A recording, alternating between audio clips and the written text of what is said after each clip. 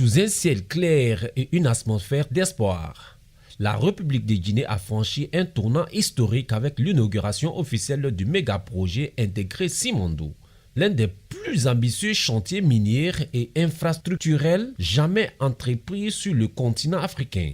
La cérémonie solennelle tenue au port de Morebaya a rassemblé une pléiade de hautes personnalités nationales et étrangères, dont le président de la République, le général Mamadi Doumbouya, plusieurs membres du gouvernement, ainsi que des chefs d'État africains et des représentants diplomatiques venus saluer cet événement historique. Parmi les invités d'honneur figurant notamment Paul Kagame, président du Rwanda, Brice Clotaire Oligui Nguema, président du Gabon, Louis Gustave, vice-premier ministre de Chine, et David Moini Najans, premier ministre de Sierra Leone. Une présence internationale à hauteur de l'enjeu. L'entrée officielle de la Guinée dans le cercle restreint des grands exportateurs mondiaux de minerais de fer. Évalué à plus de 20 milliards de dollars américains, le projet intégré Simandou incarne la vision du président Mamadi Doumbouya pour une Guinée souveraine, prospère et maître de ses ressources naturelles. Ce projet titanesque regroupe 3 composants stratégiques: l'exploitation du gisement de fer de Simandou,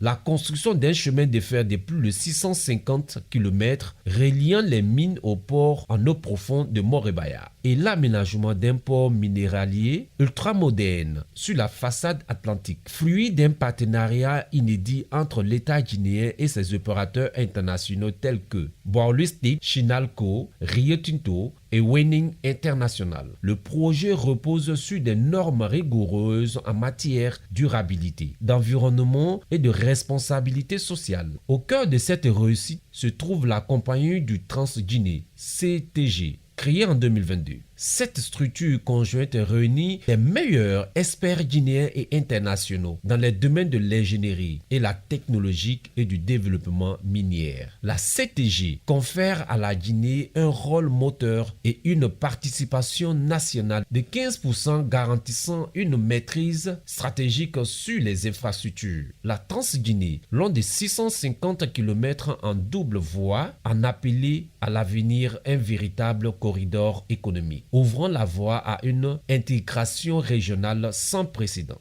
Il reliera les zones minières de Simandou au port de Morebaya, facilitant non seulement l'exploitation du minerai de fer, mais aussi le transport de marchandises, des produits agricoles et des passagers. Une réalisation qui s'inscrit dans une logique de croissance inclusive et durable, positionnant la Guinée comme acteur clé de la Green Iron Economy, une économie mondiale tournée vers la décarbonation du secteur sidérurgique. Le projet Simandou constitue bien plus qu'un investissement minier. Il représente un pilier du programme national de développement socio-économique axé sur la transformation structurelle du pays. Grâce à une planification, il devrait gérer plus de 40 000 emplois directs et indirects, stimuler la formation professionnelle, dynamiser les PME locales et renforcer les infrastructures communautaires dans les zones traversées. Ce méga projet marque également le lancement du comité stratégique